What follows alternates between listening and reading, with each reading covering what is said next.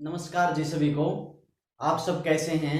आप सभी का हमारे YouTube चैनल पर स्वागत है। आज हम बात करना चाहते हैं भारतीय संविधान के भाग 4 के बारे में, जिसमें दिया हुआ है राज्य के नीति निर्देशक तत्वों के बारे में। नीति निर्देशक तत्वों के बारे में, directive principle of state policy यानी डीपीएसपी।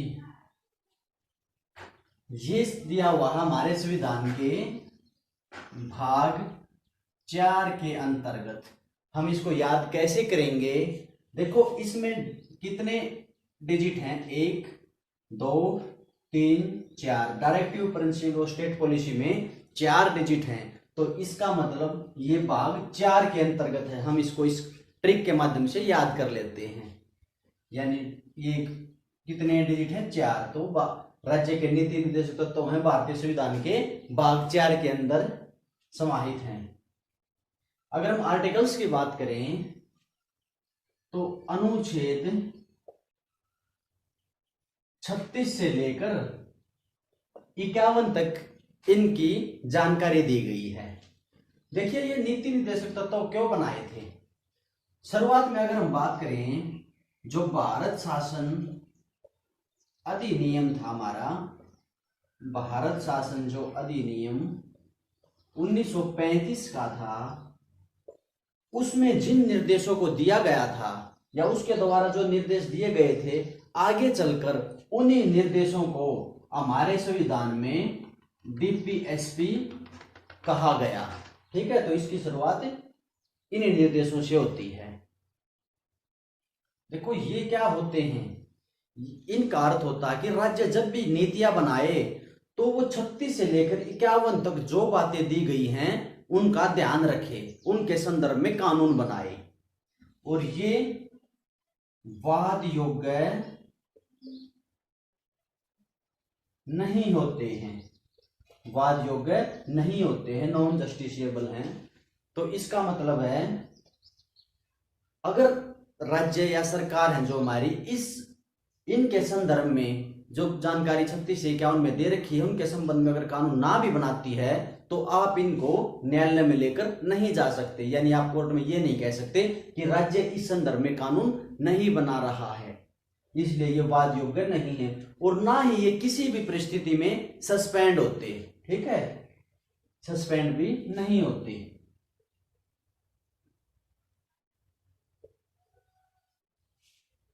तो आप इस बात को भी ध्यान रख सकते हैं। देखिए, डीपीएसपी और मौलिक अधिकारों में हम डिफरेंस के बारे में बात करेंगे कि इनमें क्या अंतर है। देखो, मौलिक अधिकार यानी फंडामेंटल राइट्स, और एक तरफ हमारे डीपीएसपी यानी directive principle of state policy. इनमें अगर हम डिफरेंस की बात करें तो डिफरेंस क्या है? देखियो, इनका उद्देश्य क्या था? जो है फंडामेंटल राइट्स हैं, उनका उद्देश्य था कि हमारी जो धर्मनिरपेक्षता की छवि है भारत की, वो कायम रहे। और दूसरा, हमारा जो लोकतांत्रिक हमारी जो व्यवस्था है वो स्थापित रहे। हमारे देश में विधि या कानून का शासन है वो सुदृढ़ रहे, मजबूत रहे। और इसके साथ साथ हमारे जो अल्पसंख्यक हैं या जो पिछड़े हुए वर्ग हैं, उनकी रक्षा करना या उनको ऊपर उठाने में सहयोग देना। और इसके साथ हमारे जो डीपीएसपी हैं, इनका उद्देश्य है सामाजिक, आर्थिक और राजनीतिक न्याय की बात करते हैं। ये सामाजिक, आर्थिक और राजनीतिक न्याय, राजनीतिक न्याय की बात करते हैं। और भीमराव अंबेडकर जी ने डीपीएसपी को राज्य के आर्थिक न्याय की स्थापना के बारे में बताया है कि इनका जो महत्व है वो है राज्य की आर्थिक जो लोकतंत्र होता है उसकी स्थापना हो। यानी भीमराव अंबेडकर जी ने कहा है कि डीपीएसपी का जो उद्देश्य होता है वो आर्थिक लोकतंत्र को बढ़ावा देना है, आर्थिक लोकतंत्र को बढ़ावा देना है। और इनमें क्या था, इनमें था जो हमारे जो उनको स्वतंत्रता दी गई है, मौलिक अधिकार उनकी रक्षा भी करते हैं। तो इनका महत्व तो इस प्रकार था। और भारतीय संविधान के अनुच्छेद 32 को डॉक्टर भीमराव अंबेडकर जी ने संविधान की आत्मा कहा है और यहाँ पर आर्थिक लोकतंत्र की स्थापना करना कहा। तो आप इन पॉइंटों को भी ध्यान रख सकते हैं। अगर हम दूसरी बात करें तो ये भाग 3 में दिए हुए थे और ये भाग 4 में दिए हुए हैं। 1 2 3 4 में हमने अभी याद किया था। अगर फिर हम बात करें, ये हमने कहां से ले रखे हैं, अमेरिका से ले रखे हैं। और डीपीएसपी हमने ले रखे हैं आयरलैंड के संविधान से। और अगर हम सबसे पहले बात करें तो सबसे पहले स्पेन में इनका गठन हुआ था और हमने लिए हैं लेकिन आयरलैंड के संविधान से। उसके बाद हम बात करें जो फंडामेंटल राइट्स होते हैं, ये होते हैं व्यक्तिनिष्ठ, यानी प्रत्येक व्यक्ति को ये अधिकार दिए हुए हैं। और ये होते हैं समाजनिष्ठ, यानी समाज की भलाई के लिए ये दिए जाते हैं, इनका प्रावधान किया जाता है। फिर हम बात करें, ये होते हैं वाद योग्य, हमने अभी बात की थी।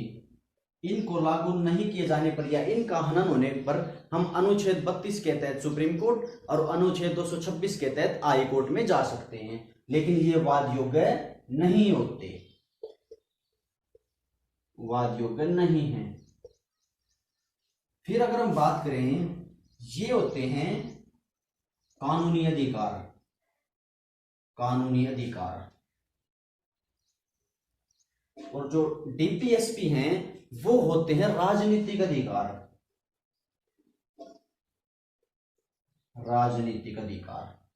उसके बाद अगर हम बात करें,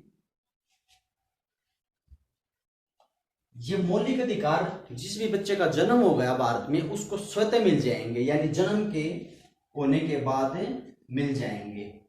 लेकिन ये जो यहां पर जो प्रावधान किया गया है ये राज्य के द्वारा लागू किए जाने के बाद, यानी राज्य जब लागू करेगा इनको उसके बाद ये व्यक्तियों को मिलेंगे। और उसके बाद जो बात करें अब हम बात कर लेते हैं कि डीपीएसपी के अंतर्गत जितने भी आर्टिकल आते हैं वो हमें किस बात की जानकारी देते हैं। देखिए, डीपीएसपी के अंतर्गत 36 से लेकर 51 तक अनुच्छेद आते हैं। और अनुच्छेद जो 36 है वो क्या कहता है, अनुच्छेद 36 राज्य की परिभाषा के बारे में दिया हुआ है, यानी राज्य की परिभाषा। अनुच्छेद 12 जो बात कहता था वही अनुच्छेद 36 कहता है, यानी राज्य की परिभाषा क्या होगी। राज्य की परिभाषा के अंतर्गत संसद या राज्य विधानमंडल, केंद्र सरकार, राज्य सरकार, ग्राम पंचायत, नगर पालिका या कोई ऐसी संस्था या कोई भी अधिकारी जिसके हाथ में नियम कानून बनाने की शक्ति है, जिसके पास पावर है, तो उसको पॉलिटिकल साइंस में राज्य कहा जाता है। उसके बाद अगर हम बात करें आर्टिकल 37 की, तो अनुच्छेद जो 37 है वो हमें किस बात की जानकारी देता है, तो अनुच्छेद 37 कहता है कि जो डीपीएसपी हैं वो वाद योग्य नहीं है, यानी अगर सरकार उनको लागू नहीं करती है तो आप इनको लेकर सुप्रीम कोर्ट या हाई कोर्ट में नहीं जा सकते, यानी ये जस्टिसेबल नहीं है। उसके बाद ये सरकार को उसके कर्तव्य के बारे में बताता है कि सरकारें जब भी कोई कानून या नियम बनाए तो वो 36 से लेकर 51 तक जो भी बातें दी गई हैं उनके बारे में विचार करें, ये सरकारों का कर्तव्य होगा। तो इसकी जानकारी देता है हमारा आर्टिकल 37। फिर अगर हम बात करें अनुच्छेद 38 क्या कहता है, तो अनुच्छेद 38 कहता है लोक कल्याणकारी राज्य के संदर्भ में, लोक कल्याणकारी राज्य, लोक कल्याणकारी राज्य के बारे में बताता है। देखिए, एक ब्रिटेन में एक महान विद्वान रहते थे जिनका नाम था जेरमी बेंथम। जेरमी बेंथम, इन्होंने उपयोगिता का एक सिद्धांत दिया था। उसमें इन्होंने क्या कहा है, उसमें कहा कि अगर किसी व्यक्ति को कोई कार्य करने में अगर आनंद फील होता हो या अच्छा महसूस होता हो तो वही लोक कल्याणकारी राज्य है। यानी अगर आपको कोई भी काम करने में अगर अच्छा लगता हो तो वही क्या है, लोक कल्याणकारी राज्य है। देखो इसको हम याद कैसे करेंगे 38 को, इसमें अगर हम हिंदी में लिख के देखें तो इसको में आता है 38, अड़े आता है, यानी 38 में 38, और इसको में क्या आता है अणे, लोक कल्याण, यानी आप शब्दों के समान उच्चारण को पकड़े 38 और लोक कल्याण अणे, इससे आप इसको याद रख सकते हैं।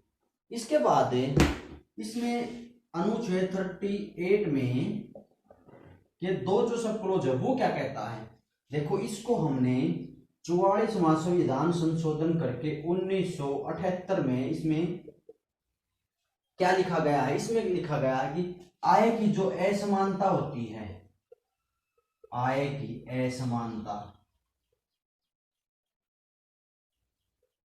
और अवसर की असमानता, अवसर की असमानता के बारे में ये आर्टिकल बताता है 38 का 2 सब क्लोज, तो इस बात को भी आप ध्यान रखना। उसके बाद अगर हम बात करें नेक्स्ट आर्टिकल की, तो जो अनुच्छेद 39 है वो हमें किस बात की जानकारी देता है, तो अनुच्छेद 39 कहता है कि समान न्याय और निःशुल्क कानूनी सहायता प्रदान कराना राज्य का कर्तव्य होगा।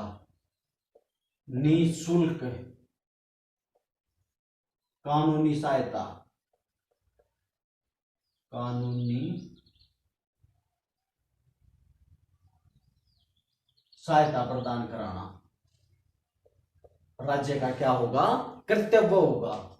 और इसमें लिखा हुआ है, यानी समान न्याय समान कार्य के बारे में दिया हुआ है। इसमें क्या कहा गया है कि अगर कोई महिला और पुरुष अगर वो समान कार्य करते हैं तो उनको समान वेतन दिया जाएगा। और इसमें आर्टिकल में इसमें आगे लिखा है इसके सब क्लोज में कि जो सार्वजनिक धन है उसके बंटवारे में बताया गया है और धन का जो आवंटन है वो किस प्रकार होगा उसकी जानकारी भी देता हमें आर्टिकल 39। अगर हम बात करें अनुच्छेद 40 की, तो ये क्या कहता है, ये कहता है कि राज्य ग्राम पंचायतों का गठन करेंगे, ग्राम पंचायतों का गठन करेंगे, इसके संदर्भ में है। और आपको सभी को पता होगा कि हमने 73वां संविधान संशोधन करके 1992 में पंचायतों को संवैधानिक दर्जा दे दिया। और सबसे पहले 2 अक्टूबर 1959 को पंडित जवाहरलाल नेहरू की सरकार ने राजस्थान के नागौर जिले के बगदरी गांव में पंचायतों की स्थापना की थी या वहां पे शुरुआत की थी। और अगर हम पूर्ण रूप से पंचायतों की बात करें तो पूर्ण रूप से 11 अक्टूबर 1959 को आंध्र प्रदेश में पंचायतों का गठन हुआ था। और इसका अर्थ होता है ग्राम पंचायतों का गठन का मतलब कि इसका पूर्ण स्वराज, यानी पूर्ण स्वराज हो जाएगी। यानी अगर पंचायतों को अगर किसी चीज की जरूरत है तो उसके संदर्भ में वो कानून बना सकती है उनकी इच्छा अनुसार, ठीक है।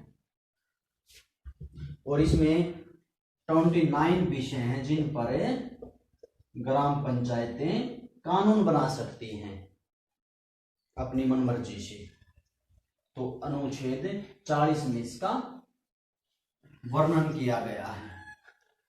फिर अगर हम बात करें नेक्स्ट आर्टिकल की, तो नेक्स्ट आर्टिकल जो अनुच्छेद 41 है वो हमें क्या बताता है? 41 आर्टिकल बताता है हमें इसमें कि कुछ मामलों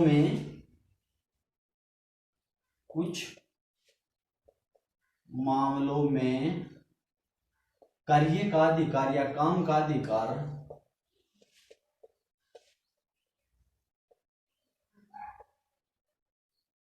शिक्षा का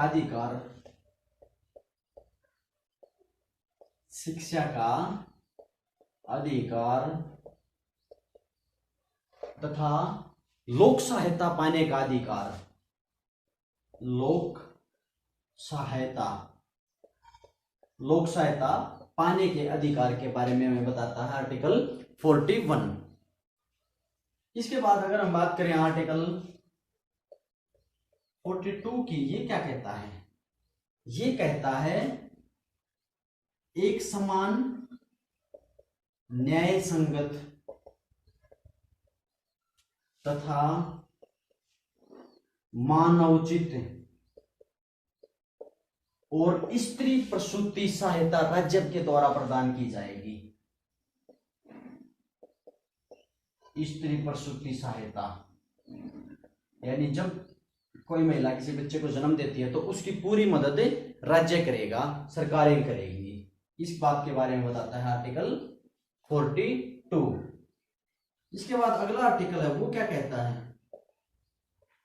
अनुच्छेद 43 कहता है मजदूरों के लिए निर्वाह वेतन की बात करता है। मजदूर हैं जो, उन मजदूरों के लिए निर्वाह वेतन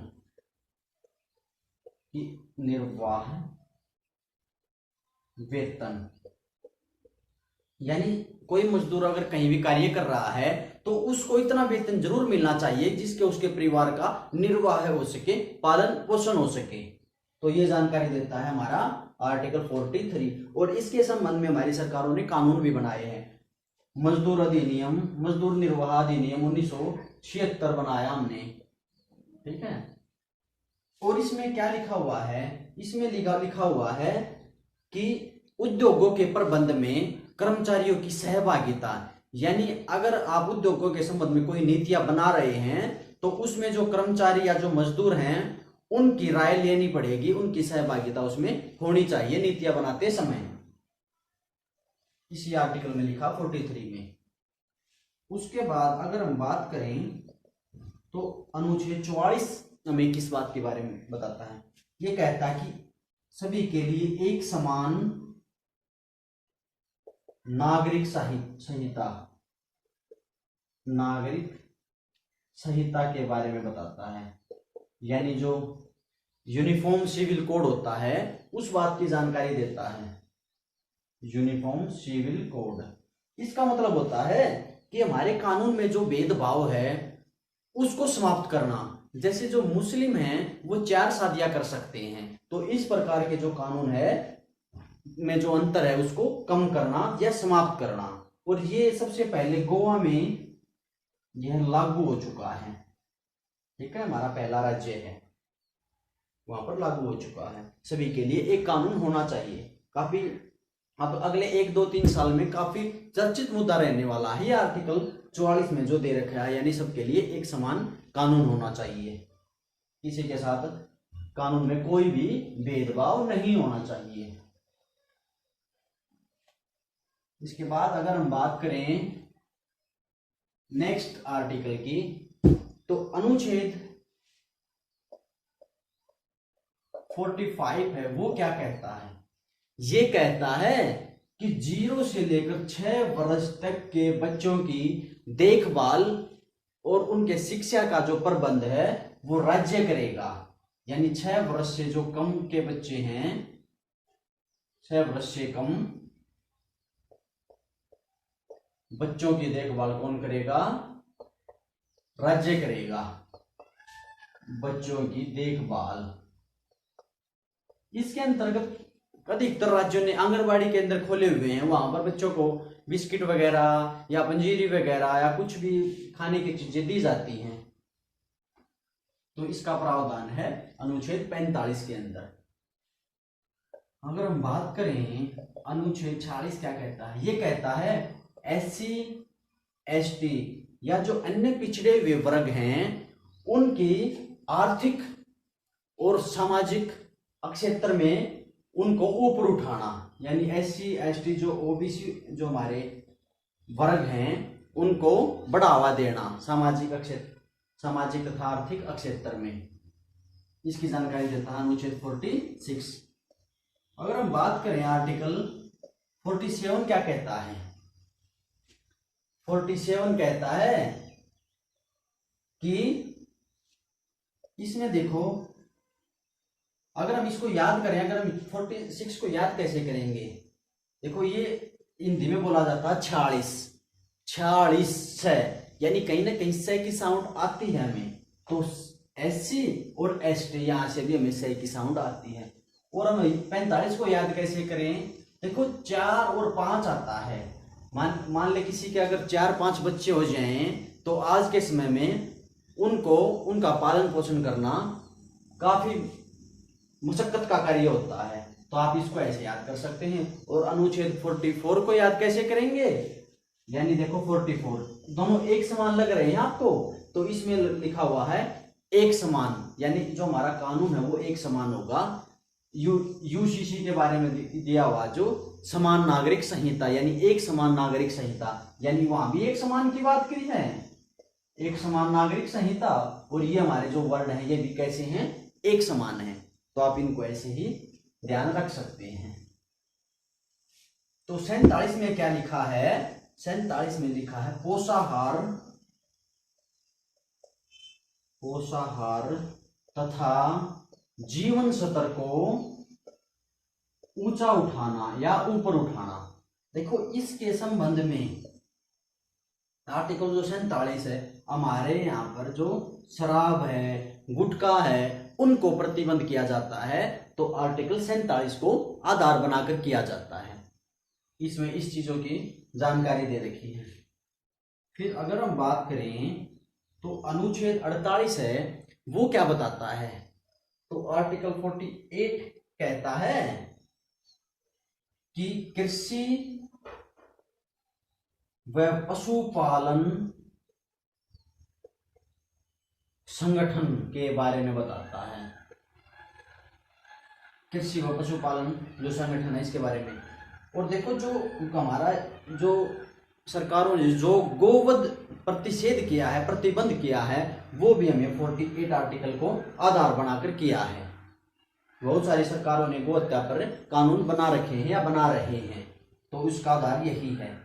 और इसमें अगर हम बात करें 42वां संविधान संशोधन करके 1976 में इसमें कहा गया कि राज्य पर्यावरण वन्य जीवों की रक्षा करेगा, तो वो लिखा गया है अनुच्छेद 48A में। अनुच्छेद 48A में दिया हुआ है इसकी जानकारी कि पर्यावरण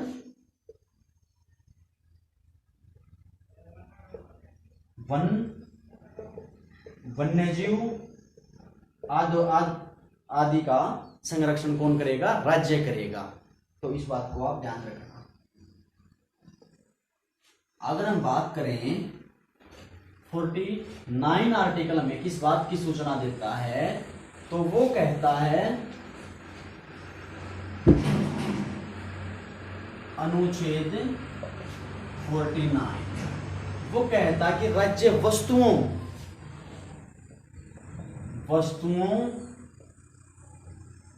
समानों तथा स्थानों या की रक्षा करेगा।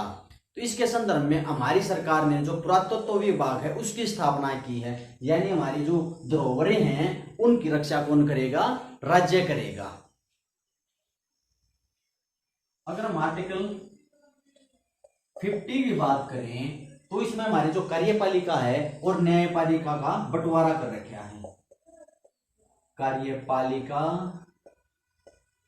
और न्यायपालिका के अंदर शक्तियों का पृथक्करण है। शक्तियों के पृथक्करण के कारण इनको अलग अलग कर रखा है। तो ये है 50-50। आप याद कैसे करेंगे? 50-50, 50 अधिकार इसके पास, 50 इसके पास। ऐसे ही हम जनरल ट्रिक से याद कर सकते हैं। वैसे अधिकारों का इनके अंदर कोई बंटवारा है नहीं, लेकिन हमारा जो अनुच्छेद 50 है वो कहता है 50-50, यानी कार्यपालिका और न्यायपालिका में बंटवारा। हमारा जो डीपीएसपी के संदर्भ में अंतिम अनुच्छेद है वो है 51वां। वो क्या कहता है? वो कहता है कि अंतरराष्ट्रीय शांति की बात करता है। अंतरराष्ट्रीय शांति एवं सुरक्षा में प्रोत्साहन, सुरक्षा का प्रोत्साहन की बात करता है। यानी हमारी जो विदेश नीति है वो इसी आर्टिकल को आधार बनाकर बनाई जाती है। और आप सभी को पता होगा कि हमारे जो राष्ट्रपति थे, दूसरे राष्ट्रपति डॉक्टर सर्वपल्ली राधाकृष्णन जी, उन्होंने हमारी विदेश नीति की आलोचना की है। तो वो एकमात्र राष्ट्रपति हैं जिन्होंने हमारी विदेश नीति की आलोचना की। उन्होंने आलोचना क्यों की थी? देखो, उनका कहना था कि हमारी जो विदेश नीति है वो बहुत ही उदारवादी है, वो कठोर होनी चाहिए। कोई भी देश हम पर हमला कर सकता है तो उसको कठोर करना अनिवार्य है। तो डॉक्टर सर्वपल्ली राधाकृष्णन जी ने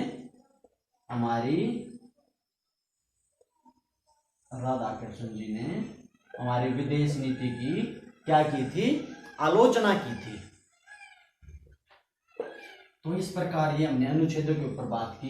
देखो, डीपीएसपी में जो हमारे राष्ट्रपिता जी हैं महात्मा गांधी, कहीं ना कहीं उनके विचारों को भी सम्मिलित किया है। उनका मानना था कि जो SC ST या जो अन्य पिछड़े वर्ग हैं उनको, उनके जीवन स्तर को ऊपर उठाना, उनको सामाजिक आर्थिक क्षेत्र में ऊपर लेकर आना, और साथ में जो अच्छी जो ये जातियां होती हैं, प्रजातियां होती हैं, या अच्छी नस्ल के जो पशुएं होती हैं उनको भी प्रोत्साहित करना, उनको दुधारू पशुओं को की बलि पे रोक लगाना, और जो गांव में, जो ग्रामीण क्षेत्रों में जो कुटीर उद्योग होते हैं, छोटे उद्योग, उनकी स्थापना करना, और साथ में जो मदिरा पान वगैरह है उसको बैन किया जाना चाहिए। तो हमारे जो महात्मा गांधी जी थे वो ये चीज चाहते थे, और इनको रखा गया है डीपीएसपी के अंतर्गत। तो इस बात को आप ध्यान रखना। अगर हम इसके बाद बात करें, देखो, जब केशवानंद भारती बनाम का जब मामला आया था 24 अप्रैल 1973 में, तो हमारे सुप्रीम कोर्ट ने क्या कहा कि मौलिक अधिकार हमारे, यानी जो फंडामेंटल राइट्स होते हैं, वो डीपीएसपी यानी राज्य के नीति निर्देशक तत्वों से ऊपर हैं। यानी 1973 में केशवानंद भारती के मामले में सुप्रीम कोर्ट ने मौलिक अधिकारों को राज्य के नीति निर्देशक तत्वों से ऊपर बताया। लेकिन जब हमारी सरकार ने 42वां संविधान संशोधन 1976 में किया, तो इन्होंने डीपीएसपी को फंडामेंटल राइट से ऊपर बताया कि जो राज्य के नीति निर्देशक तत्व है ना वो ऊपर हैं, क्योंकि ये सरकार के महत्व को बढ़ाते हैं, सरकार के लिए सकारात्मक हैं, तो सरकार ने इनको ऊपर बताया।